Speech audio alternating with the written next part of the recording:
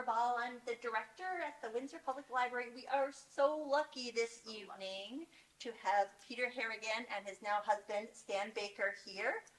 They were one of the three plaintiff couples in Vermont's Freedom to Marry lawsuit. The Vermont Supreme Court issued a landmark decision in Baker versus State in 1999, which led to Vermont's civil union law the following year. So thank you so much for being here. Glad to be here. Let me start by saying one thing. My name is on the bill simply because I was first alphabetically, and Baker was simple to spell. So I always like to say I'm not the lead plaintiff, I'm the named plaintiff. That's great. So there we are back in 1993.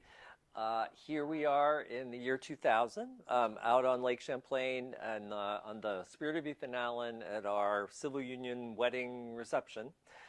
This picture was pulled out by 7 Days, which is mostly sort of northern Vermont, like free paper, political, artsy, all of that. And they actually managed to sort of tell the whole story, like the whole story in about, I would say, 11 pages, which I thought was miraculous. And then we ended up on the cover, so it was sort of like the old days when we'd walk into places and see ourselves, greeting ourselves on newspapers, which are now, of course, disappearing. This is our 25th anniversary tour. You're all here for the part of the 25th anniversary party. We have all these friends who have 25th anniversaries this year because so many people got CU'd in the year 2000. So, a little Stan and Peter history. We met in July 1993. Seemed to have an affinity right away and moved in a little apartment I had in Middlebury on High Street, almost sort of worthy of New York City. It was that kind of a loft apartment. And my cat sort of moved in there before I did because she didn't like going back and forth. And also it was an interesting apartment because there was a loft and she could climb on top of the refrigerator, and it was sort of like very, very cat friendly. So we moved in together in that apartment, and then eventually got our own place in Heinsberg, where we lived for 2 years in a rental. And then we were joined in 1996 when we purchased our townhouse in Shelburne, Vermont, signed all those papers. Those of you who remember those days, that was a way, a lot of people, that anniversary of when you met, the anniversary of when you moved in together, the anniversary of when you got a house or an apartment, because there were no other ways to mark that. Yeah, so we've lived there ever since. Worked out. We thought, we'll stay here for a couple years, and we've been there for it'll be 30 years next May. So it's been good. Right around the same time, we joined this fledgling organization, grassroots, nonprofit, hardscrabble, the Vermont Freedom to Marry Task Force.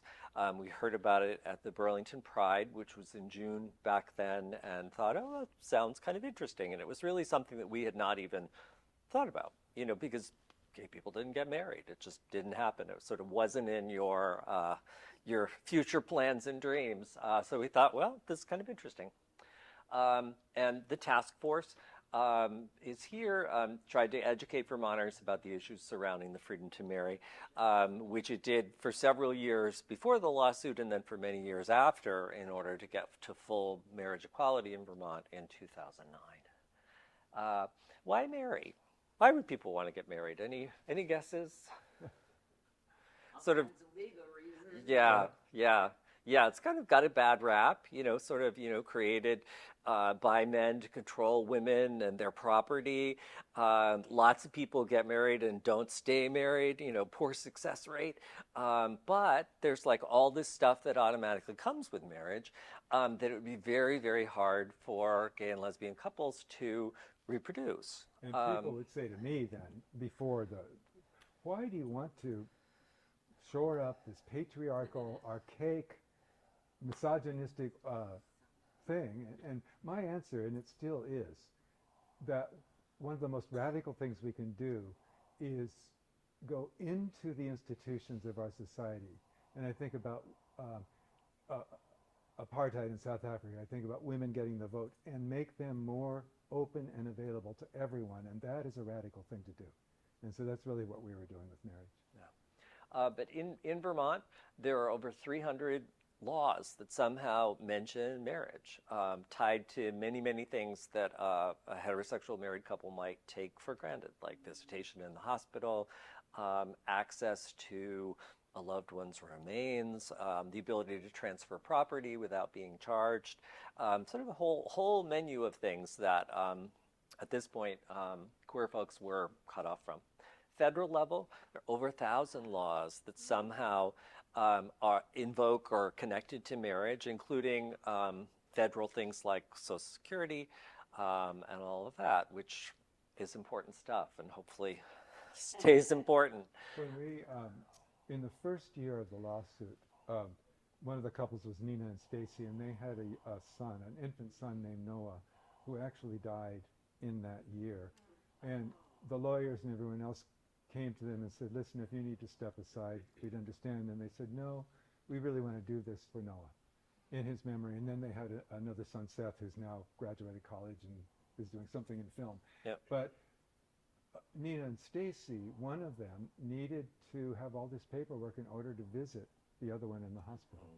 And it just was a good example of why, what marriage carries with it, in addition to the weight of the word itself. One thing that we were really careful to point out along the way was that what we were seeking was civil marriage, not religious marriage, because there's a lot of confusion, I think, particularly in this country about that, because, you know, priests and ministers and rabbis are often sort of authorized or asked to perform ceremonies, but it really is the legal part that we were talking about, the town hall part. In Europe, for instance, you have to have both. You go to your sort of city clerk and have your civil service, and then if you choose to, you could go and have a church wedding or sort of whatever you like. But here, like, those things are so closely linked for people. On the other side of the coin, there are many denominations that would be happy to join same-sex couples and, you know, and have sort of gathered their strength and fought their own battles through the years. But the thing we were really looking for was the civil. The Freedom to Marry Task Force made a video. It's a photograph of our actual VHS tape. And Joseph Watson, who was one of the leaders of the Freedom to Marry Task Force, who lived in Middlebury and was a friend of Stan's, liked Stan's voice. I'm a therapist. So he has this soothing, you know, sort of make everybody feel good, sort of reassuring voice. And so they asked Stan if he would be the narrator. And I'm in the theater, so I practiced his lines with him. And that was sort of another step in our sort of journey toward the lawsuit, although we didn't know there would be a lawsuit then. But as with all VHS tapes, you have to be kind and rewind. But this was a way that the task force could kind of travel the state and, you know, like in Windsor, for instance, you know, which is, you know, sort of far away from where the plaintiffs were, you could call together a meeting and pop in a tape of these people talking about their lives and saying, this is why we need these things. This is why this is important to us, just to really kind of personalize the experience. And that experience of narrating the video caused us to begin to really seriously believe that same-sex marriage was possible. So other super important people in the process were the lawyers who two of them were leaders in the task force already, and then one of them was out of GLAAD in Boston, gay and lesbian advocates and defenders, and they really were and are remarkable people who were the brains behind the operation, really, and knew the law and knew that Vermont had special circumstances that could make something like that successful. So Susan Murray from Langrock Spear and Wool, Beth Robinson from Langrock Spear and Wool, although she went on to other things. Some of you will remember she was a justice on the Vermont Supreme Court and now is a federal judge. Yeah, in the New York City circuit, whatever that is. Is that the 8th? I'm not sure. But anyway, she's a rock star. And then Mary Bonato went on in 2003 to argue the first successful court case for marriage in Massachusetts, and then argued in 2015 the Obergefell case at the U.S. Supreme Court. So she's gold. They're all stars. She's gold. And Peter said they're the brains, and they are the brains. They were also a lot of the heart. They took really good care of us. When something would become, there was a day that Fred Phelps, the Topeka Baptist Church, had our pictures on their Website. website, and it said Vermont Fag Beasts with all the things that would happen. And I forget which one. I think it was Beth. Said, Peter and Stan, this is coming out. Just wanted you to know. If you need anything, let us know. So they were wonderful Yeah, that way. really took good care of us. What have we got? So we had to, in order to, that we sort of heard there was going to be a lawsuit, and they sort of heard about us, and I would call it kind of like a matchmaking process where we came together. The two female couples were already on board. They were hoping that there would be a male couple, and it was important that the couple lived in Chittenden County because it was being filed in Chittenden County because of the judge who was in Chittenden County. And everybody knew it wasn't just going to stay in the county court. It would get escalated, but for whatever reason, Chittenden County was an important part of it. So our sort of admission ticket to the lawsuit was going to the town clerk's office, asking for a marriage license and being refused. So this is the refusal letter that Colleen Haig, who we still know, who's a friend in our town, got from their counsel saying, well, Colleen, you really shouldn't issue this license. So that was sort of our ticket. And then the case. Other two couples, Nina and Stacy, Lois Yep. and Holly. Lois and Holly in Milton, and Nina and Stacy in Burlington all went through the same Burlington. process. South Yeah. Burlington, right? Yep. So it all came together and was filed in July. I guess it must have been July 22nd, 1997. And we were on the front page of the Free Press and other newspapers above the fold. We had I was sitting at the breakfast bar in our townhouse, and I saw this little gray head sort of bobbing across the window, and it was our neighbor who we hardly knew from across the lawn. And she yelled out, "I come in peace!" And we went to the door, and she had given us an extra copy of the newspaper with "Go for it" scrawled on it. She was the widow or wife at that point, and then the widow of one of the earlier mayors of Burlington. Francis Kane. Francis Kane, Kane, yeah. Mary These Jane wonderful kind of stalwart, democratic, sturdy folks. So there it was. We gave being in the lawsuit a lot of thought. Talked to our families about it. Talked to our employers about it. Although we both had job security, we just wanted them to know what was coming down the pike, so they wouldn't be surprised. And felt like we could step forward and that we should because of that, because not everybody would have the support of their family and no risk of losing their job and all of that. So it really felt like this is something that we ought to do because of privilege that we had. I'm just noticing it was when trampolines were bouncing into popularity in Vermont. So expected outcome, I think this was maybe November, that Judge Linda Levitt rejected the lawsuit, and the state actually had 7 points that they were arguing, and she threw out 6 of them, but held on to one, which was her idea of the importance of the link between procreation and child rearing. So it's sort of who's having the babies and who's bringing up the babies. Yeah, even though gay and lesbian couples could adopt at this point in time, and individuals could adopt at this point in time. And, all kinds of people get married for all kinds of reasons that don't involve children.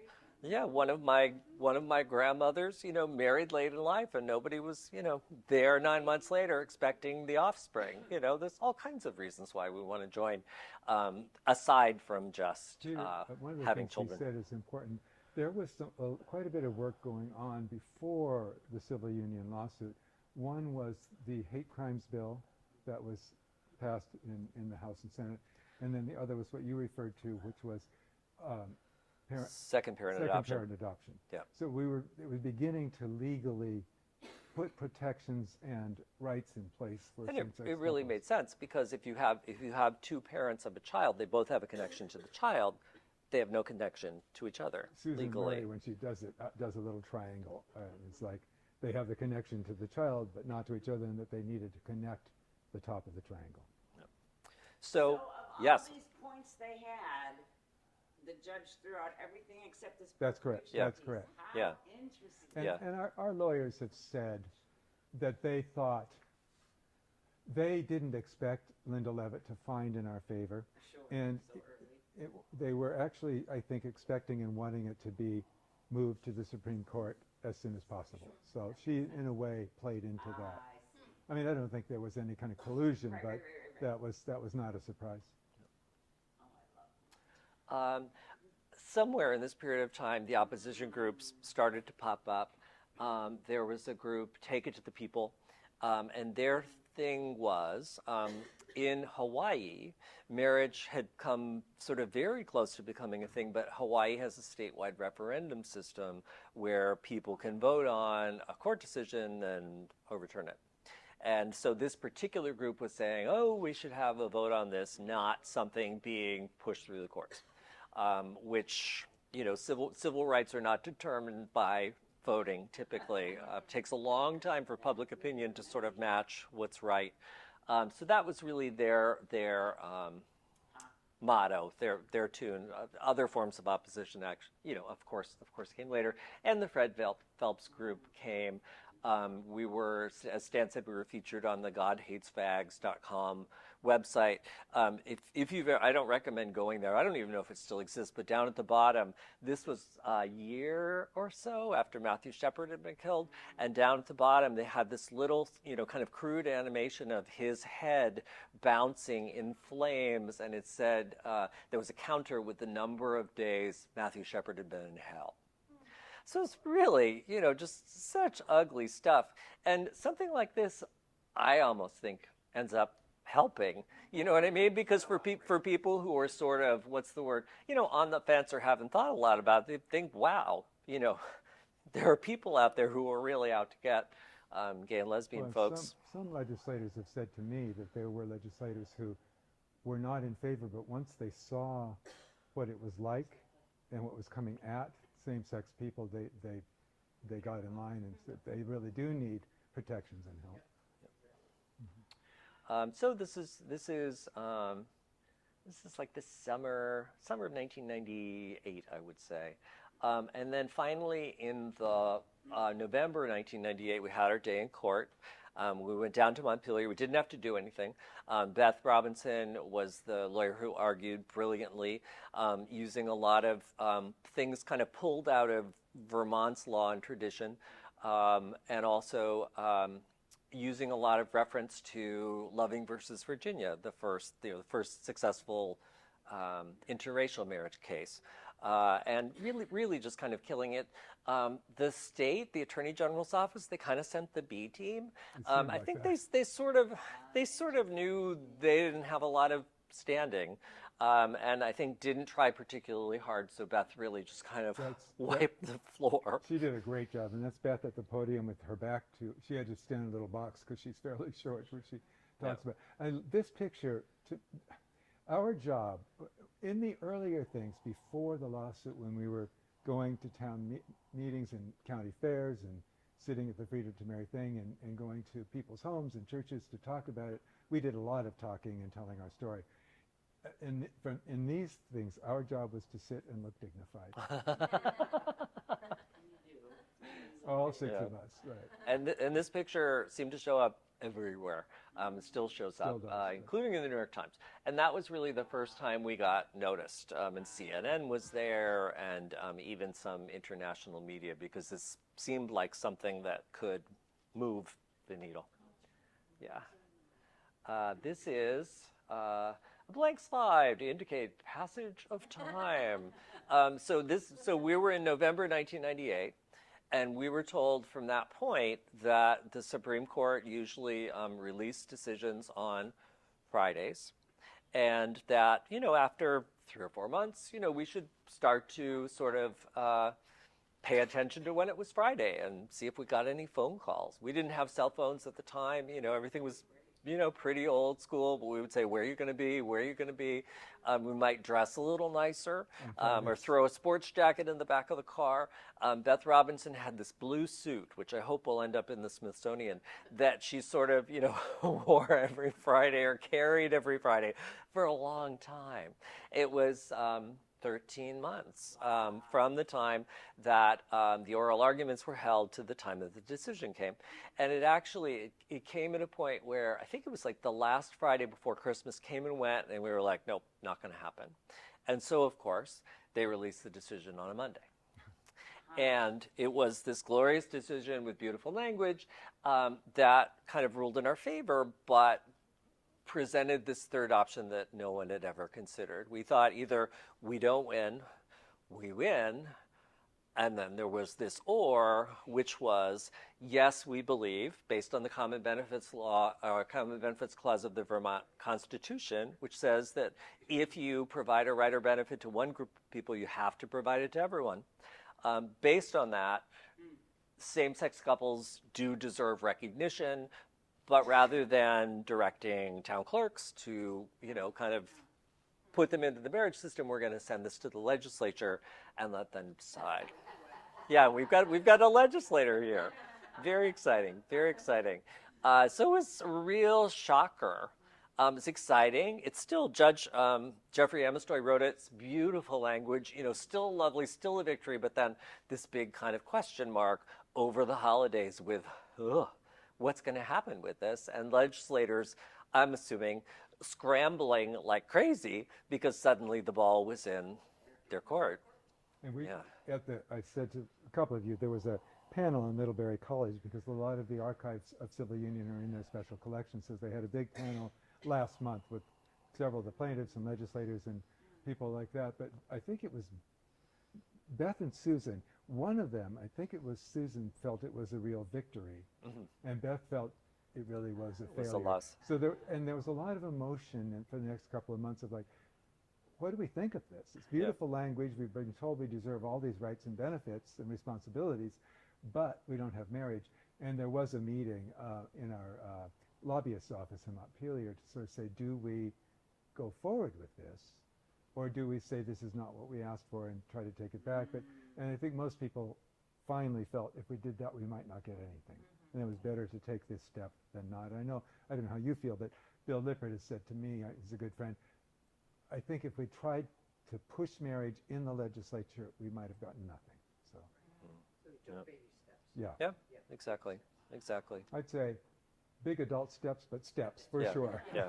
Yes, you're right. Right. Does that ring true to you? Yes, That, absolutely. right. Good. So, Oh, yeah, and I consider this probably the most serious vote I ever did. Yeah. so great. Wow. Can we say who you are for the camera? Oh, I'm Donna Sweeney, and I was the state rep for the town of Windsor. The Got that? birthplace of Good.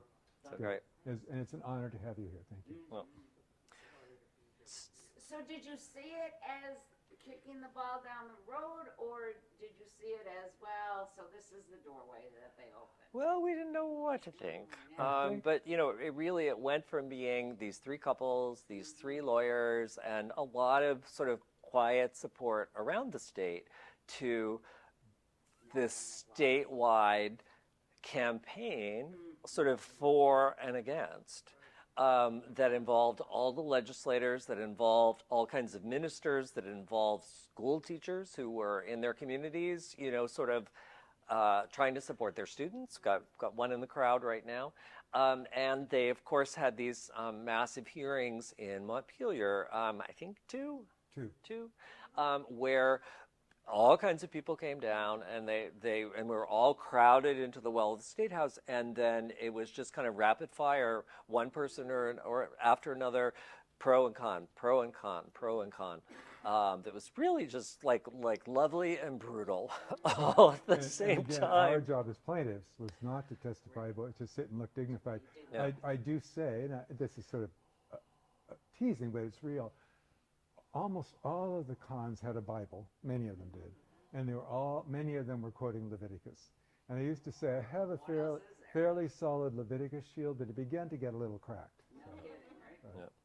But people got to speak, and eventually marriage was kind of, pushed aside. We went for something called civil union. We're still not clear who coined that term. I feel like I was. What? I know who did. Who Oh, did? you do? A legislator from Carmona. that's Okay. right. Oh, that's She great. was on the committee. That's great. They were just going around and around and around. What to call it? She said, well, what about Sylvia? Because Yeah. they talked about domestic partnership, which sounded like hiring a cleaning woman or cleaning man. Right. Yeah. So I think civil union was brilliant. Yeah. And also, like, there was domestic partnership in some cities, like in San Francisco, and you could go and get visitation rights by registering, with the city or something like that. But it wasn't nearly as comprehensive as what this was aimed to be. So we it were was pretty happy. it was approved, and that was a good thing. This is April 2020, must have been the 25th. Actually, the 7-day That's okay. story That's April was 26th. commemorating that date. And Howard Dean, sort of in the middle of the night with no one present, No, really? signed it. Yeah, He, yeah. he would say to you, well, I did support it and I did sign it. Let's remember that. He felt that there had been such impassioned debate on both sides and he was governor for all of Vermont, that he didn't want to make it into a spectacle that was sort of like take it to the people in the face. So that's what he would tell you. So he did sign it into law. Occasion is marked without ceremony. And then there was a period of about 2 months where everybody scrambled before the law actually came into effect and started planning weddings. Now, they're technically civil unions, but you'll see Yeah. a slide. We had ours August 13th of that summer, and lots and lots of people in the Episcopal Cathedral in Burlington, and we still refer to that as our wedding, even though we had a wedding, very small ceremony 10 years later. Holly and Lois are pictured here, one of the plaintiff couples, and they actually got married on July 1st, and At the were first congregation of church. among the first in the state to be joined in civil union. So it was, very lovely, kind of heady stuff, and a very celebratory time. There we are in the Free Press, in our own separate section with the civil unions. These are the married people. Those are the civil unions. But And we still might steps. say separate but equal, which is never equal, but Right. but it was Right. pretty good. yeah, because the thing is, even though it did provide a lot, still didn't have important things like portability. When you leave Vermont, you're no longer married. When you go to Canada, go anywhere, it's like, doesn't mean anything. You've got to carry all the paperwork in your glove compartment in case something happens to you, because nobody knows what this means outside of Vermont. So True portability didn't really happen until 2015 when the Yeah. I think My memory, this was the first statewide yes. yes, on the 50. yeah. This is Yep. the first state to have equal rights and benefits for same-sex couples, not marriage. So then the first marriage was Massachusetts through the court. Then Vermont in 10 years later, 2009. in 99, was 2009. I'm sorry, was the first state to have marriage legislatively. So in a way, you could say we did take it to the people through the legislature. Yep. So. I think in Vermont, particularly important is the immigration piece, because it would be very easy for someone in Vermont to have a relationship with somebody in Quebec, but you can't bring your spouse to the U.S. With a civil union. Has no kind of federal jurisdiction. So anyway, there we are. Yep. All right. So Ruth Dwyer. Anybody remember? Yeah. So yeah. So all of the people who helped us and people who didn't and people who may have hurt us were all up for re-election in November, and it was really important for us to support people who had supported us. And try to get them reelected. And in many cases, we were successful, and some we were not. Some people lost their seats over their vote, which I think they still stand by. But that was very hard and hurtful time in a lot of towns where the slogan was "Remember in November," and that was when the whole "Take Back Vermont" thing came around.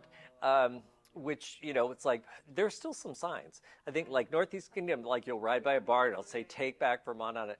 And it's interesting because tourists, of course, were crowding Vermont in September and October. They didn't know what it meant. They were like, oh, should we buy maple syrup and take it back with us? What are they talking about? Yeah, and I work at St. Michael's College in Colchester, and I was behind somebody in a pickup truck that had a bumper sticker that said, take back Colchester. And I was like, you can have Colchester. It was just a very, weird time with the sort of ugliness still lingering, but a big enough pro-civil union majority being retained, so there really wasn't a big chance of much happening to reverse it. And that was, of course, a relief. Repeal, doubtful. And they did bring a bill forward, but nothing happened with it. So we have another slide where time passes. And it was interesting. I don't know, we certainly wouldn't have expected the outcome of our court case. Didn't seem like a possibility, and we didn't know what would happen next and where. And of course, the next thing was in Massachusetts. In November 2003, court decision made, and then May 2004, couples could get married in Massachusetts. So very exciting step. Mary Bonato there kind of leading the way, and pretty exciting. Civil unions, people, marriage comes up and you say, oh, no, let's have some civil unions. Becomes the conservative option. So interesting to see how the pendulum swings quickly sometimes. California had a positive court decision that led to a big kind of campaign there around marriage, and it started to reignite marriage movement here, trying to go back to the legislature and try to get marriage brought through there. Beth Robinson and Susan Murray, once again, very involved. The task force, very involved.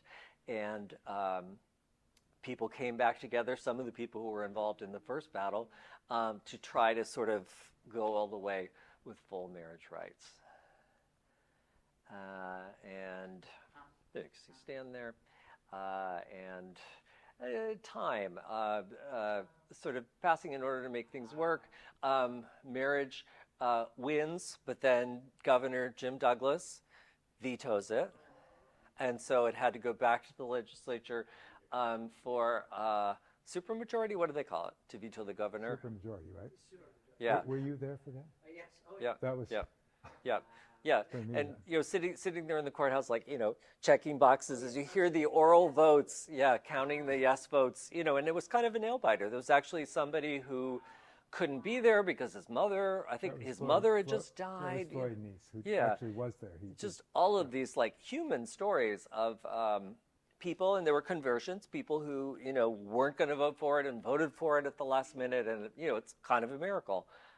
That it passed, but it passed, and in probably July 1st, 2009 would have been when civil marriage became available.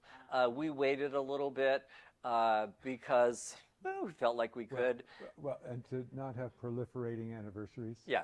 So we Yeah. got married exactly 10 years later on the same date, August 13th, Yeah. that we had our civil union.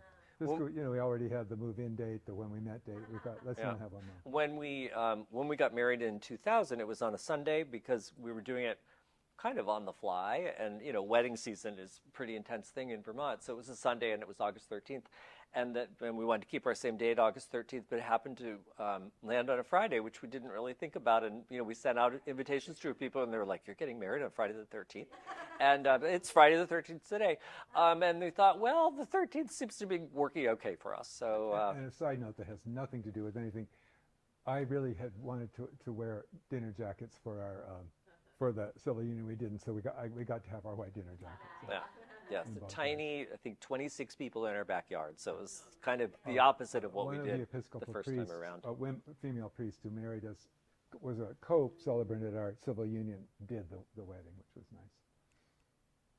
So now this part of the story, I call it the marriage popcorn, because as we sort of went about living our lives, all around the country, states were finding for a marriage through court decisions, some through the legislatures, but it was just kind of popping up, and there was this odd little sort of landscape of here and there recognition without any kind of federal tie to it, but definitely like a pattern that seemed to be promising is occurring at this point. Around, you see some of the things happening. Around 2011, I don't remember who the Attorney General was national. It was under Obama, and they said they were going to stop using the Defense of Marriage Act. They were going to sort of like not enforce that anymore, which of course was something that Clinton signed in 1996 to try to make conservatives happy, right up there with Don't Ask, Don't Tell. It really seemed like things were kind of heading in the right direction slowly, and very much in a sort of piecemeal all around the country way. I remember after Civil Union, people would say to me, Stan, how long do you think it will be until we have marriage? And I said, well, given the history of Loving versus Virginia and all that, I said, I think it's going to be a generation, like 25 or 30 years. And so you said it's happening slowly, but in many ways it happened quite quickly. Right. Right. Yeah. With Loving versus Virginia, the first state to ensure the right of interracial couples to marriage was California in 1949, and then the U.S. Supreme Court came in 1969. So it was 20 years in that case, and it's interesting because that was the majority decision, but at that time, polls were taken and public opinion did not support that. So the courts, have this history of sort of leading people toward the right views, but not necessarily reflecting that. Hopefully it was. Obama, this is 2012. It is important for me to personally go ahead and affirm the same-sex couples should be able to get married. Lovely, lovely, lovely thing. In terms of the courts, in 2013, this is the Windsor case. It's Edith Windsor. A decision was made that basically overturned DOMA, the Defense of Marriage Act, and allowed federal recognition of same-sex marriages without sort of doing kind of the whole job of letting everyone do it everywhere. But like if you were in Connecticut and you got married, then you had access to federal benefits, that kind of thing, but without kind of connecting the whole, not complete portability, the whole web. But a step in the right direction from Supreme Court. Then we get into kind of the marriage patchwork area where you can get married in one state, you can move to another state, you can sue for rights there, and things just started to seem inevitable. And then 10 years ago, in a couple weeks, the Obergefell decision with Mary Bonato arguing is a wonderful decision in favor, although it's not a unanimous decision. I think the Loving versus Virginia, I think, was either unanimous or it was like 6 out of 7 folks or something like that. This is not. This was like we just got this one. Yeah. So still shows, there's opposition there, which obviously we've learned about since. If you're ever in the mood to learn even more about this topic, there's a documentary out there called The State of Marriage. It's a guy named Jeff Kaufman who had lived in Vermont for a long period of time and came back and tried to, in film, kind of tell this story. It really focuses, I'd say mostly on the 3 lawyers, but everybody else is interviewed and shown, and it really does give a lovely kind of overview of what happened. So you that get to was see Peter and me shopping at the Sheldon Market. You get to see me playing my cello. That's funny. When we were interviewed, of course, dozens and dozens of times, and they always have this stuff called B-roll, which is like the stuff they show while there's a narrator speaking. And for us, it was always making salad. So we made like so many salads. But he got us out of the house. We played with the dog. We went grocery shopping. So it's a lovely kind of capsule story. Yeah. It was on Netflix. I think it still is. It's out there. PBS had it for a while, so it might be on their app. what have we got here? Oh, this was a lovely, this is 2017, and I'm not sure how it came about, but a marker was created at the State House. Do you know how it came about? I have a feeling Bill Lippert was involved, but or the Supreme Court, somebody.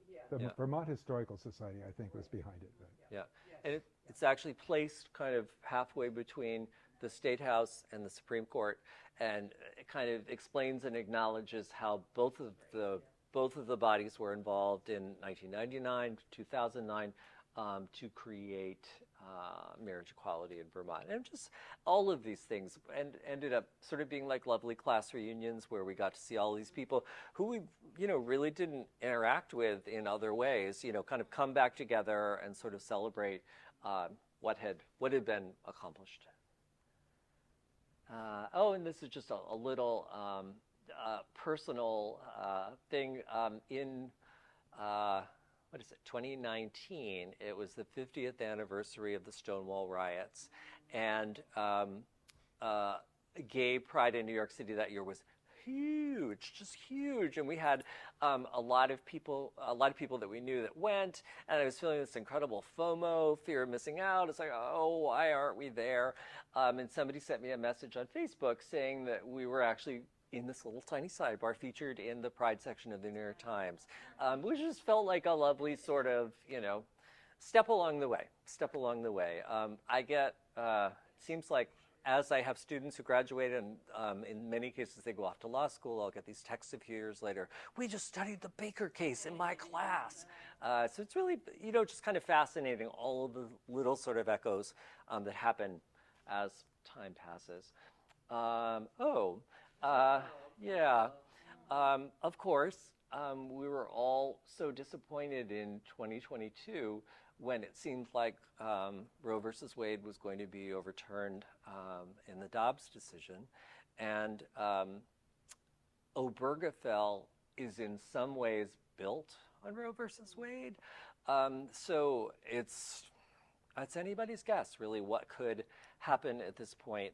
The thing that seems to be happening is individual states, places like Idaho, that were not so crazy about same-sex marriage already, are introducing bills within their states, or they're petitioning the Supreme Court to sort of revisit the issue. So I think there will be a series of but a series of lawsuits or actions challenging pieces of it. So people ask me this, I said just stay vigilant, keep on writing to the editor, be ready to march, use your vote, please, especially in this next election. And it may be sort of a chipping away that happens. It's hard to say, but obviously, we all wake up every morning nervous about everything. But this is unfortunately is part of the package of what could be attacked. Another sort of wonderful celebration, Beth Robinson being installed as a judge on the Second Circuit of Appeals. She went from being a justice to a judge. We have to remember that. And I think it was held in the federal courthouse in Burlington, which is on Pearl Street, and it's right next door to the Unitarian Church. And so we walked from a Roe protest over to Beth's installation, and hopefully, there's a little bit of something there, a little bit of hope that emerges from something like that. Biden, God bless him, did sign some kind of bill to protect same-sex marriage. I don't know. I don't know what it does, but it was a lovely gesture, and go Joe. And I have a fondness for him, and I feel like I hope history realizes sort of how important he was, because it seems like he got thrown under the bus. This is one of my students texting me about, he was in law school in Massachusetts, about details, which is fun to just kind of relive that. It's fun to do this, and it's interesting just to sort of see how things change. And then finally, oh, this is another one of my students who graduated from St. Michael's with a double major in theater and political science, went to Georgetown Law, and is now clerking for Beth Robinson. Yeah, so just another sort of, full circle, hope the world sort of wakes up and changes along the way. Just one comment, and Peter was absolutely right. We were very careful to say this is civil marriage, not through the church. Churches can do whatever they want. I am a clergy person in the Episcopal Church and have been very involved over several decades in bringing authorized same-sex marriage rights to the Episcopal Church. And last summer at the General Convention in Louisville, I was actually chairing the legislative committee on prayer book, liturgy, and music, but that's not. But the same-sex marriage resolutions came through that, so I got to be on the podium introducing the second reading that made them authorized. So don't have to ask a bishop's permission. You don't have to do anything. Anybody can do it, and that was a very moving moment for me. So for me, that combination of the civil, which had to come first, and then the religious is also very powerful, but it is separate from this. But Can I just offer from a theological perspective, every time I do a wedding as a clergy person, I feel so compromised by the state. yes, Because I feel like they should not have anything to do with Right. each other. and where are you a clergy person? Well, now I'm retired, but congregational. Oh, cool, PCC good. forever, Yeah. And I don't know if you caught that Holly and Lois. Uh-huh. They were they were the first of the plaintiffs, and they are longtime members of the First Congo in Burlington. Yeah. And Nina and Stacy are Jewish. It was interesting to me. This has nothing to do with the talk, but each of us had a religious tradition, and we're all still married. Anyway. Well, no, I was going to say 3 years from when we filed asked to be married to when we got civil union, but 2 or 3 years work before that, and continuing after. So what I always like to say to people is that things are not static. They're never static. Things are dynamic, which sometimes dynamic in the wrong direction, but they often come back the other way. And so, And it's just so helpful Yeah, to hear thank about you. this, Yeah. that yes, it happens, and change happens, and it's powerful, and hearing your story, like, just makes it even stronger that yes, and it will happen again now, and we will, like, fight off the horribleness. yeah, Thank you. thank you. Thanks. Thank you all. Thank you, Ginger. Oops.